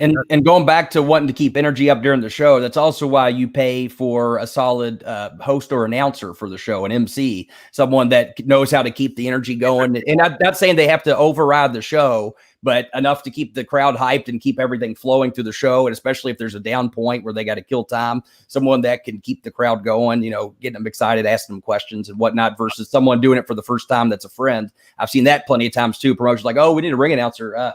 Okay, you can come up, and then it ends up killing the crowd because they don't know how to keep the energy up, and they're just very flat. So that's also important too. Not that you have to spend a lot of money, but you definitely want someone that knows how to host or MC a show in front of an audience. Do all the carny shit, 50-50 raffles, cut the line raffle, or get in the ring first and get a free picture with. So you got all these people in fucking line to meet Hall and Nash, right? You go right down the line, $1 ticket at intermission. One fan is going to get in the ring and get to fucking too sweet with the fucking good Briz. And then everybody buys a ticket for that. Well, if you got 100 people in line, there's an extra $100. This is when we say carny, worker, hustler. You could have, how many Bob Barker games could you have ready while people are in between if you have an MC like that where they pay for a chance for some exclusivity and it only costs them $1? Like, every one of those adds up, dude, at the end of the night. So. I will say, if I said that you said that, please put myself over. When I'm working ring announcer and MC, I'm only in the ring twice, at the open and the main event. I'm out working the floor. I'm over in the concession stand. I'm talking to people, getting a reaction. Hey, what'd you think about Ari Alexander, a fan favorite, getting robbed here? You're getting that raw reaction. I remember the promoters coming up like, why the hell aren't you in the ring? I said, that's not my style. I want to be out here interacting. We want to keep the energy, keep the vibe moving. You want to have them interacting as a part of the show. They want that, especially in a Instagram life that we have now, that people want their opinion to be valid and whatnot and be a part of it, and get them making noise. That's all your job. Absolutely. You're doing it the right way. All right. Well, we've given away some tremendous free insight content there. If you want the rest of it, I feel like I could ask questions about this for hours on end. But if you want this kind of content, you're going to have to go over to the Patreon. Ben, we can get or you can also media group. Maybe I'll just clip this and put that out there. There you go. Beast, I hope it wasn't insulting earlier. I just know coming from that OVW bubble, we had a lot for us that we should have taken some of these carny tricks and flipped it to make $1. But if we started making money, Danny would have been like, fuck that. That's my money. Mm-hmm. So that's, it's not until, and that's why OVW is beautiful, because as a performer, you can just worry about being a star. Whereas when you're an indie guy who's in the brain trust on these things and I want to see Immortal grow, and they have because of my guidance. Could he cut the card? Yeah. Dynasty was doing the same thing. Chris LaPlante from Crossfire, I'm the consigliere for him as well. As part as I was a brain trust for 2CW, and it's only till you see these little, things done in different territories where you're like, we'll take that. We're not going to do that. That was a huge fuck up for us. We're going to do this and promote. Why didn't this work? It just takes 10 years of being on the road to fucking learn these things, bro, is all. And you always got the fucking, everyone's doing their thing and being carny as fuck. And then all of a sudden the commissioner from the state shows up and you're like, commission's here. Everyone's asshole puckers up. And usually the commissions in New York are the fucking coolest guys, as long as you're not fucking around off too much. I have great conversations with them, and they're fans and marks to have pictures taken with them. But they can also shut your show down like that if you're doing shit that's not right. And plus you get, here's in New York too, $350 for an ambulance now and $150 to $250 for a doctor. Damn. Each show, bro. I know Beast is running Indiana. It's like the Wild West over there. I know, and that's why we're running there, because we can run cheaper. But you're right. If you're running in a regulated state, and there's a lot of them, then the costs are just that much more, and that doesn't even account for a lot of times not just having a fee for setting up the show, but then also the commission gets their cut of the profits as well. So they also have to factor that in. But yes, that's why we're running in Indiana, because that'll allow us to at least get a head start without having to deal with all that. But that has its own issues too. You go in an unregulated state that's had a lot of shitty wrestling, it's hard to get people motivated to come to a show because they're so used to the barnyard bullshit that is just a bunch of guys wearing t-shirts that don't know how to work, and they're just sick and tired of it, that it's hard to convince them. So that's why we're also making it a point to, from the very get-go, putting out a quality show, not overdoing shit from the beginning, and re-educating people on what wrestling is. And we know we have work to do. That's why we're starting off in a smaller venue and working our way up. But as we start to educate people and people start to realize, holy shit, this is really good, then we can start growing into bigger venues and bigger events and bringing more big time names. For a 150 to 250 draw house, you're at $3,500 out of pocket before you ever sign one talent on the card to get things going. That's rule of thumb. Then from there, that's your base, $3,500 to $3,500, and then from there you build your card off of that, and you see what your overall is, and then can we recoup this fucking money, bro? Yeah. That being said, certainly, you have to get the Patreon for more information, although we're also up for hire too. So either Hamin Media Group at gmail.com or book the doctor at gmail.com and let us know how we can serve your show and make it as good as possible and how you can actually make some money in this business. So you can lose your ass on one show and shut down, or you can make 200 on one show and like 3 or 4 in a row, 200 to 500. And then on that fifth show I'm talking about, if you do things the right way, you can clear 1,500 to 10 grand if you really fucking want to do it. And now with Twitch, Fight TV, and every other fucking thing, you should be able to, if you're really digital minded and you really have a fan base that is not just your local indie and you want to make fucking waves, you could be pulling in who knows how much, bro, 10 to 20. And you can kayfabe from the boys as long as your digital producer's really on your squad. And then, like any old school promoter, you act like you live in a fucking trailer and eat ramen noodles all day, but you're really got a Mercedes in the fucking garage, So when we say carny, this is what real carny shit is. It's not just like act in a certain way. It's like, how can I get every dollar out of these guys' pockets and not to fuck the fans? The fans should be leaving with like, I spent $100 and I got $1,000 worth of entertainment. And they feel like they were at WrestleMania. And it's not hard to do. It just takes effort, timing, and foresight, and the team to put it together. Okay, so big lessons here today on the Monday Lock. Thank you, gentlemen. Like I said, I could ask. We could go all day. I could ask question after question, but we'll save that for the Patreon. Last week in pro wrestling, the tragic loss of Brody Lee, but really brought out the beautiful side of professional wrestling. But there is a little bit of heat going around. Some wrestling personalities have called into question, wanting details surrounding the death. Say his name. You can say Disco Inferno. I don't give a fuck. Well, I was going to get to him. We got Bruce Pritchard, who is it over there? Pritchard from the Torch, or Mitchell. Yeah, Mitchell. Mitchell gets canned from the Torch. Disco, quick to his defense, he's been asking those questions. I want to get your gentleman's take on this. Does the family, does AEW, does anyone owe anyone any further explanations here? Nobody owes anybody anything. I mean, if Mitchell had Disco's right in a way, but the way Disco presents it is easily abrasive, right? And because I had 2 CW guys reaching out to me last night who are pissed, who want to beat Disco's ass, to be honest with you, for doing that. And it's because they're hurting and he can be an easy target, you know what I mean? But I got to say, what Disco as a wrestling journalist and pundit is asking isn't off base. The way Mitchell did it was wrong, and then he doubled down on stupid instead of going for the public record, being a real journalist, contacting the hospital, getting a statement, and instead he goes to the fan base that are going to be reactionary, and then it also forces Huber's wife, Amanda, to put out a statement, which is as tasteless as can be, to make her have to fucking do that.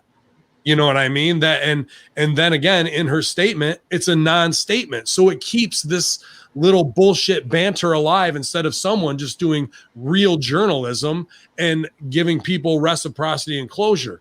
Now Disco goes to bat for him. Maybe Mitchell didn't handle it the right way, but what Disco's saying isn't wrong. He's saying, you haven't given us an answer, which leaves this an open-ended thing instead of doing it. So now are all deaths that are lung-related, I don't care if it's lung cancer, fibromyalgia, whatever the fuck it is, they don't have a classification anymore? Everyone who dies from those is just going to be called non-COVID related lung issues? Is that what we're going to fucking make everything? So the fact that they're not coming out and saying, okay, what non-COVID related lung issue was it? It was this, and they didn't do their due diligence to look it up, has left this open-ended to keep going. And now people's feelings are truly getting hurt because you're hurting a legacy post by keeping it quiet. If it was COVID, then they've covered it up. And that's a whole nother ball of wax of like, Matt Hardy didn't have a concussion. Oh, sure he didn't, and now here would be strike two in a major way. So Bruce is wrong for not being a great, a quality journalist. Disco can be somewhat abrasive, but he has a point. And then the wrestling world, who is hurting, is looking for a target to strike back on. And it's easy because they're like, to say he's a jobber or whatever the fuck. Disco made Killer Cross. Disco was on the booking committee at WCW. Disco has the most TV time in the history of WCW in matches. Get off his fucking nuts for the jobber shit. The guy is fucking stripes 10 times over. And you know why he's still wrestling? Because he fucking does this. And he knows how to fucking work and doesn't take a bump, until he has to. But he's a controversial figure in the K100 show, and people want to fucking go back and forth. But what he's saying isn't wrong. It's a questioning journalism, and unfortunately, no one's still stepped up to do that, to give us the closure we need to. And it's now, how dare you ask? Like, how dare you have the audacity, as opposed to, no, let's see if this really was, because we want to know what this guy we loved really passed away from. And he puts it over that wrestlers in the biz, we fucking have a very much lower life expectancy. So when one of our own passes away, we want to know what it was from. You know what I mean? Along those lines, because this is something we should be watching out for. And then when it's fade from us, well, you can't you can't work the boys, bro. That's a surefire way to get the stooges fucking, rumbling from underneath. So it's an ugly situation that doesn't need to exist. And if he died from COVID, say he died from COVID. If it's non-related, tell us what it is so we can move on. And this back and forth of how dare you ask her? Well, I do fucking dare, because it's my job to ask, because I run a platform that's based on news, and it would also help closure with a lot of people. So it's just the personalities asking the questions that got the situation fucked up. Well, and I think, you hit a good point there, Ben, is maybe the abrasiveness, how it was brought to the table by Disco. You have JR out there who is trying to make sense of this as well for the fans. Sure. And he puts out there, it was a lung condition that it hit both sides of his lungs. It got to the point. What is it? What is the lung condition? Pneumonia?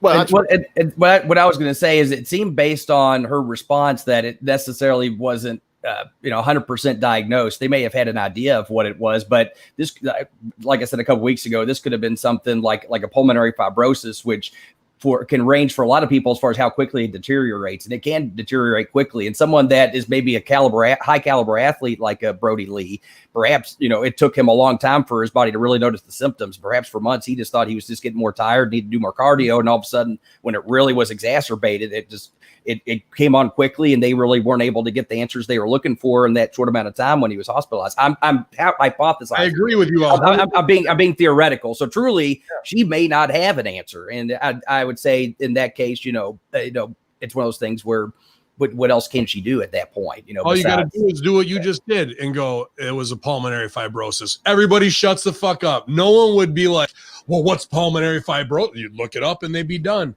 It's the non-answer to the emotional reaction. After, like, you gave a non-answer, there was an emotional reaction. They don't even have to answer that, to be honest with you, but they do and sell for it.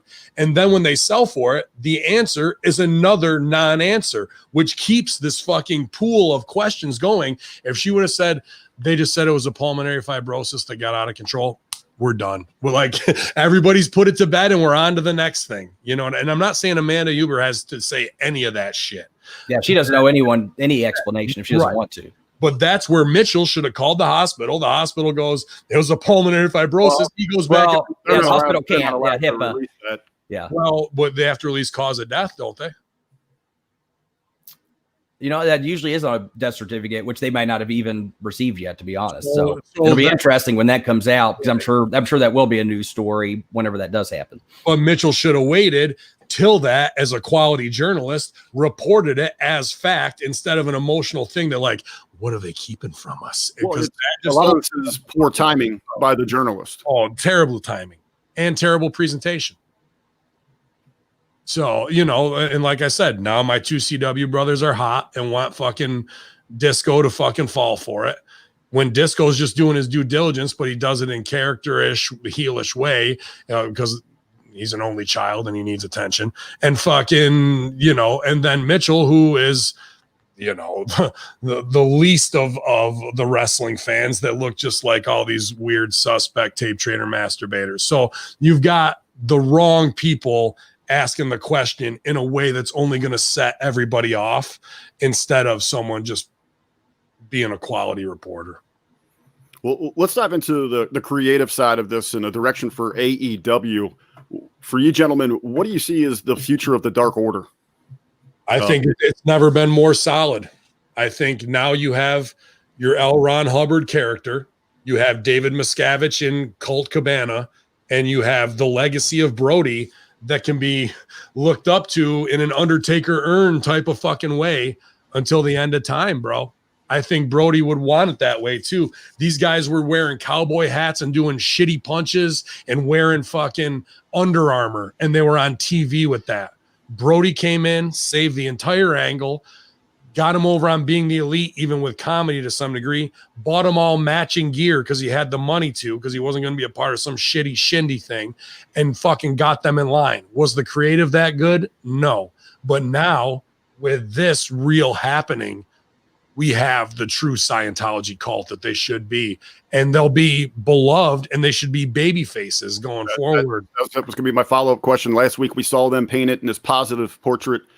You know, what direction do you go that route? But you already answered that, baby face. So do you think it's an interesting thought? I did see in the news that supposedly Sean Waltman or X-Pac no longer has hepatitis C. Do you think he could be Dark Order 6? I like that. Why not do it, dude? I agree with that 100%, man. Yeah. And is, you know, it plays up the, you know, the smart fans would. I'd even get his little fucked up dog on camera too, that he carries around in the fucking chest thing.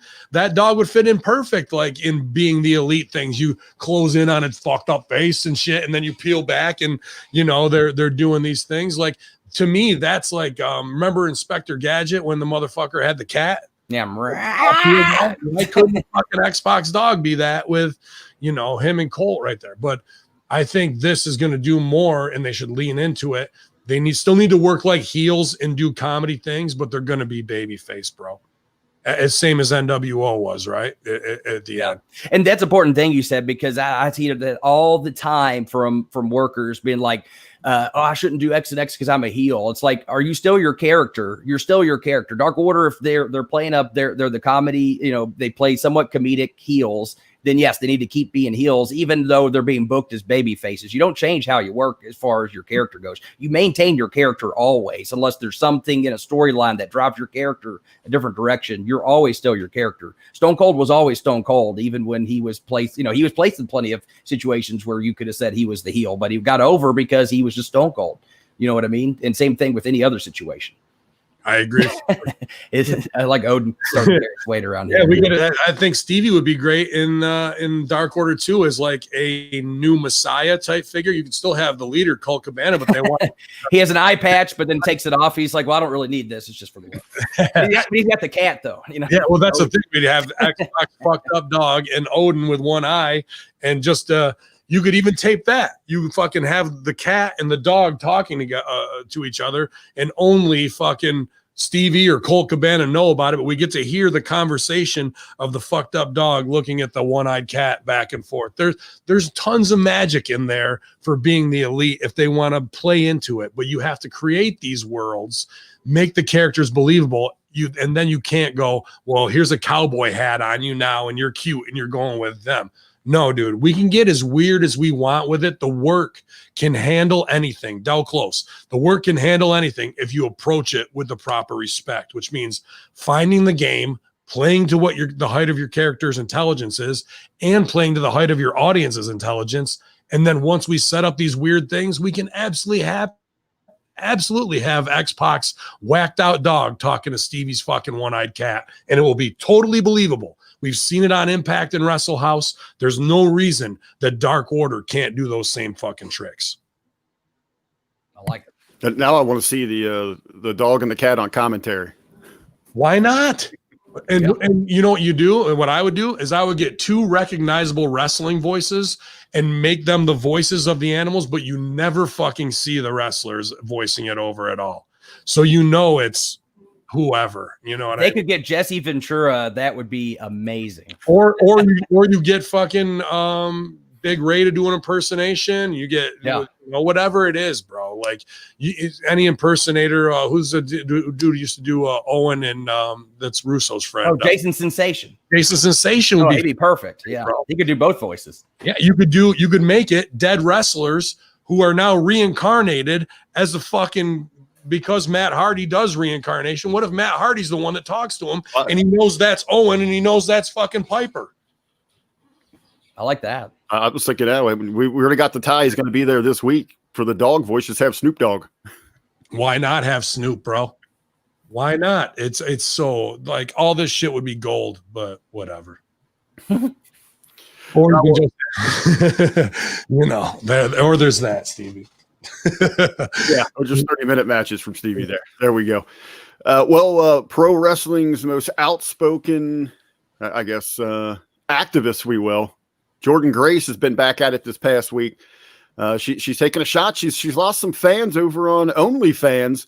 She had posted a picture of herself where she wasn't all baby dolled up, and apparently, according to Miss Grace, nearly 500 of her subscribers took it as her being transgender and dropped her account. They have withdrawn from forking over their hard-earned cash to her. Did you guys get to see this picture? Yeah, I mean, it's an old picture, and they were ribbing her because it looked like Cornette with the glasses. Immediately, that's where my mind went. I was sitting there looking at the thing. I was trying to just digest the story, but that picture was so unsettling with me. And I think it's those big Coke bottle glasses that she's got on. She's got her hair pulled back, they're thick 80s, Southern style glasses. She's got those on. She a dead ringer for a young Jim Cornette in there. But again, her just playing the Shane game. Is this a fair approach from her, or just another continued on bad business?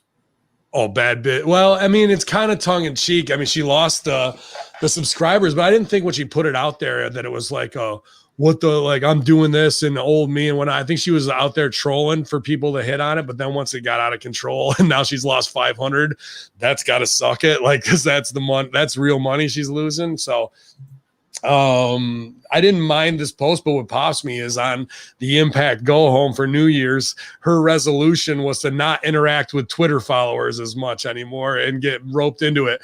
2 days later, she's fucking doing some trans fucking Jim Cornette slam shit on her stuff just to be in the limelight at any fucking way, dude.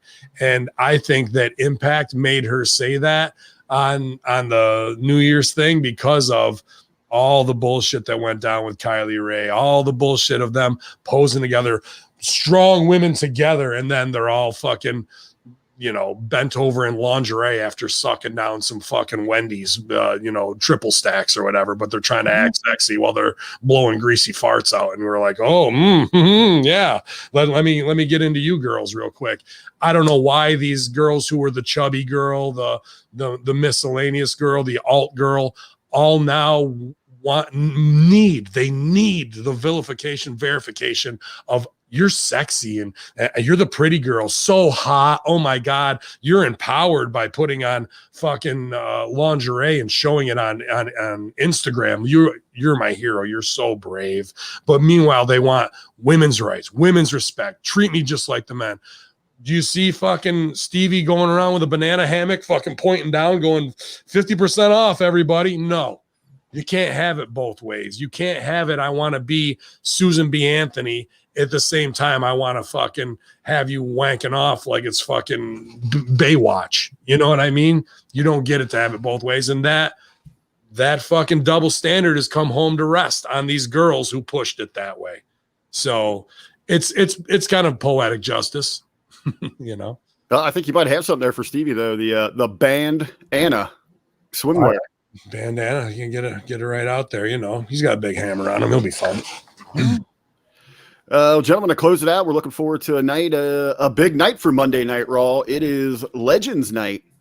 as they're bringing back some of the names of the past, hoping to spike a rating as they continue to plummet week after week. Sorry, I just got to go back because that pops me, Chef and Dangle. Like, because it was that week they were like, "Respect me as a woman," and then they're in their underwear on some dirty shit fucking Motel 8 couch, taking selfies of themselves, putting it up for OnlyFans. That was the high water mark. Mwah. I fucking love that type of hypocrisy, bro. Because you just sit back in the cut. I just sit back here and go, well, this is going to be good in 2 months when it fucking comes down the wire again.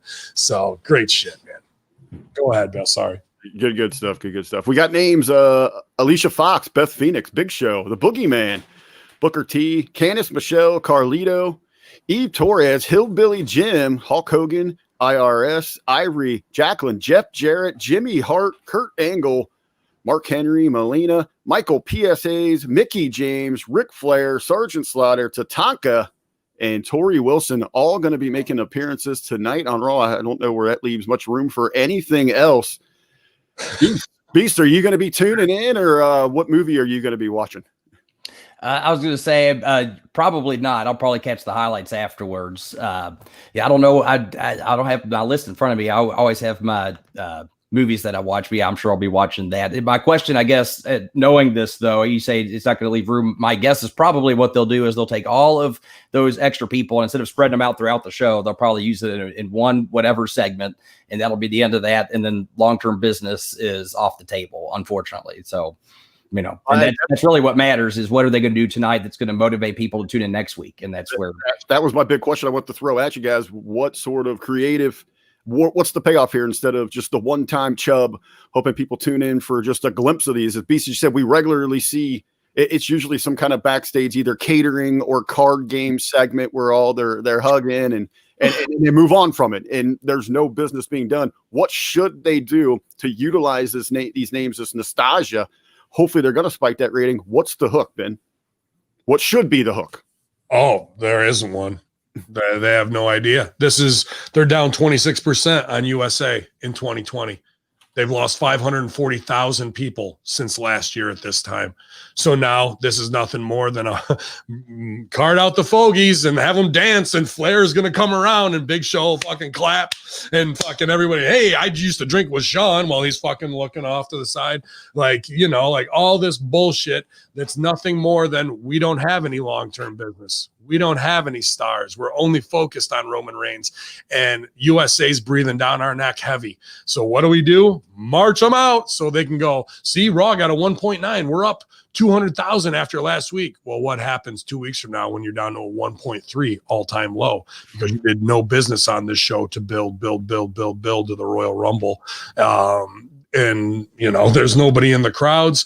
It's all bullshit, false positives at the end of the day. I watch Raw every week. Can't name you one story that's a top story worth watching right now. Drew McIntyre and Sheamus come out and claim that they're Scottish and Irish and that they drink whiskey and beer together. And you got Keith Lee doing a fucking William Shatner impersonation and Stoner Spicoli. There's your top four fucking guys, and none of them have any business. Not one storyline that's ongoing. Orton and fucking Alexa getting lit on fire. They've taken her off because she's too cute and they want to redo her. What are you going to do? Scar her up fucking backstage? Give her some fucking gig marks? It's not going to work. It has to be done cinematically and protecting these characters and storylines. And they're not doing any of that because they're rewriting the show on Sunday at 4 p.m. There's no 6-month plan out ahead, 6-week plan, 6-day plan ahead. So this is nothing more than lip service for the USA Network when they go up $200,000 this week and to buy them another week's worth of time. They posted it again this week. Lead writer position. I applied 5 weeks ago. What happened? Did you get a call on that one, Beast? Nope. Well, fuck my tits on that one, I guess, huh? So you keep pressing the bruises and saying, why does this hurt?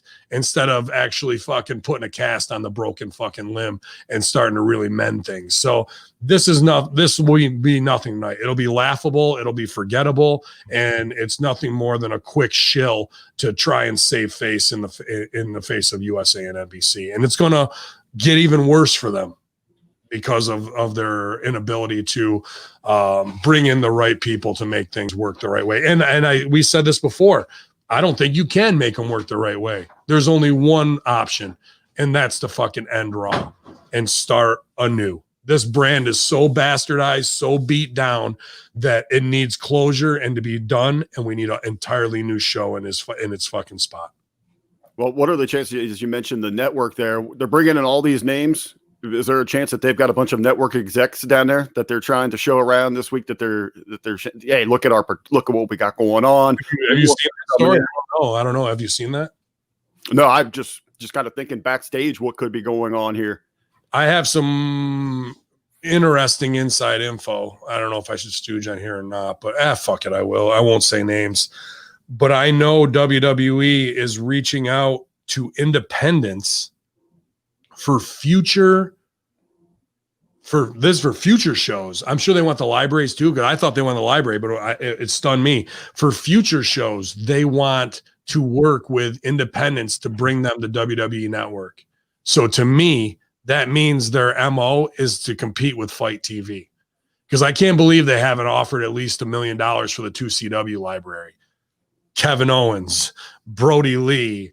I mean, the list goes on. All the legends that have come through, Hardy, Helms, like one after another, that I thought they were going to start buying up old libraries. It's not. We sort of saw this thing with Gabe Sapolsky might become Evolve will be the feeder for NXT. That's a fucking scary thought alone. Evolve wrestling style becoming the norm for NXT, which is, you might as well put CZW as a fucking feeder for him too. Have everybody just be a complete goddamn idiot.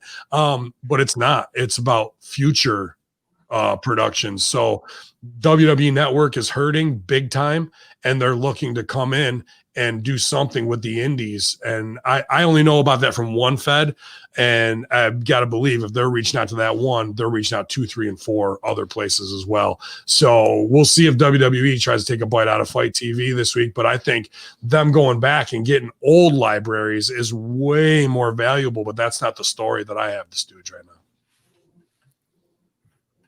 Sounds good. Well, everything else on the news feed really has to deal with New Japan. Yeah. So no news at all is what you're saying.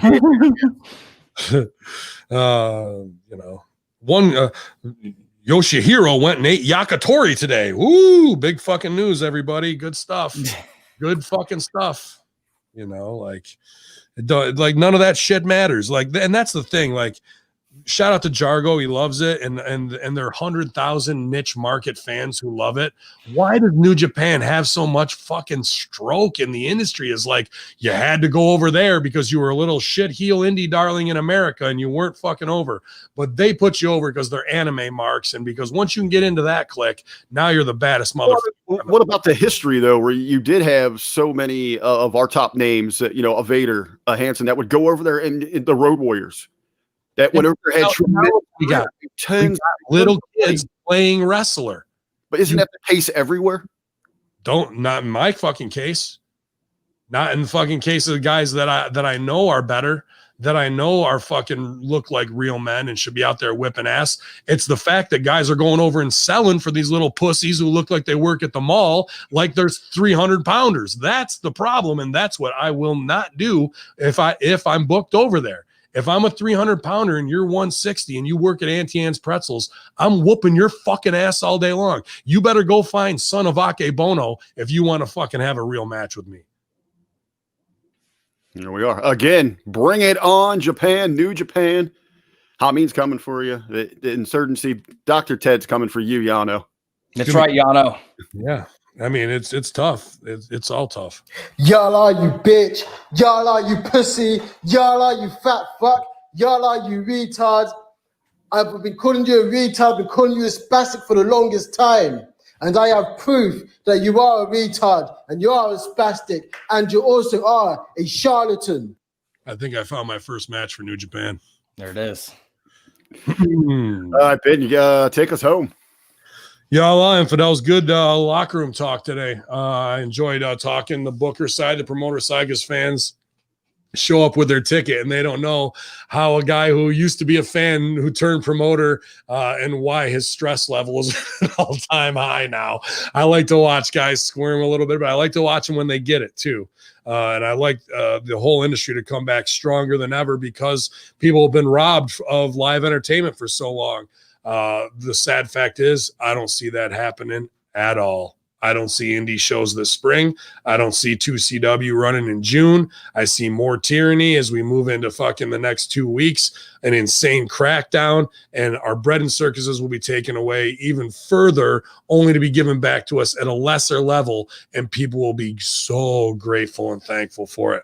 But when it comes to meet and greets and sitting at ringside, it's going to be a fucking long, if ever again, to be honest with you, bro, until there's a real revolution in the world so we can get back to having wrestling shows. I don't see that fucking anywhere close to where we're going in 2021, bro. And that's just the sad fucking harsh truth. Because why sugarcoat it and get fucking hopes up when all signs and my gut feeling point to no way, you know? So, and I'm hoping that these wrestling promoters are building a fat bankroll. So when they come back, they can put it into their companies because there will be an opportunity if we can get back to doing business to be successful and to get to a next level. But you can get the Next Level podcast here at hackerhamin.podbean.com, Hamin Media Group, YouTube, haminmediagroup.podbean.com. I'm trying to get a hold of Spreaker. That's a new platform. I'm not sure what the future holds for us in this ever-changing digital platform with Twitch. I need to go over strong as well. But I know I got the best team in the online wrestling punditry business behind me here at Hamin Media Group, especially with Rick Vickery and Dr. Ted. What do you got going on today, brother? Well, of course, making those old ladies do some squats and some old guys too. You know, I don't discriminate. Everybody does squats. You know, other than that, continuing to work on, you know, editing, production, things of that nature. I have another side project I'm working on, trying to actually get a mental health educational program to school age children here in our county school. So doing that as a side project as well, right. Because, you know, that's what I need is more projects to work on. But a friend of mine approached me with it. He's actually a mental health counselor, and he's one of the few people that, you know, most mental health counselors, I feel like are kind of introverted and kind of more reserved. He's more kind of wanting to put himself out there. And so he came up with this idea for a program. And so we're actually working on some pitches for Jefferson County Public Schools for hopefully this next week or two. We'll have a meeting with them. So working on that as well. That's great stuff, man. I mean, I love that all of your creative endeavors go to the benefit of everyone else. You know, that I think that's the way to do things. You're always trying to help improve this product, your own brand, and as well as making sure that people who are in need are being supplied, dude. You got a great big heart that way, where meanwhile, I'm just like, fuck them now. RBV, what's on the fitness agenda for today, man? Not so much RB Fitness going on. As you said, across the board, we are some busy people. I got some work to get right to for some of our big projects. But later on this afternoon, little shout out to my friends over at Turnbuckle Talk. They're celebrating their 200th episode, so I'll be going a run in for their show. It's going to be here live on Facebook and YouTube as well. Tomorrow, the Hitting the Marks podcast. I think we're gonna try to have Javid on, JB, come in and talk a little handicapping for the first round of the NFL playoffs and the national championship, college football national championship coming up. So that should be an exciting conversation to get in the plug over there. We've got the NFL playoff pick'em. Just go to Facebook, the Hamin Media discussion group. Yeah, dude. Over this weekend, I mean, I can't bet big. My stomach just can't handle it. I lose $5 and I want the entire Brooklyn Nets team to be destroyed. Like, you know what I mean? I'm plotting all of their deaths like that. So I could only imagine if I bet $100, I'd fucking be losing my mind if I lost. But over the weekend, dude, Javid took 80 through the bets that he gave me in handicapping, and we turned that into 140. So, dude, anybody who can turn 80 into 140, you got my fucking ears perked up, bro. So definitely listen to what Javid's got going on. He had great picks, NBA, good NFL insight, even some soccer. And like I said, we're getting this new thing, the season put together for whatever sport you're in. I think William Alcia might be in on the baseball side, Javid NBA, Old Athers with the soccer, UFC with obviously Javid and Hartnett and Troop, and then we're also moving the pick'em challenges for wrestling under that whole umbrella. So really great look for 2021 where we're expanding our entire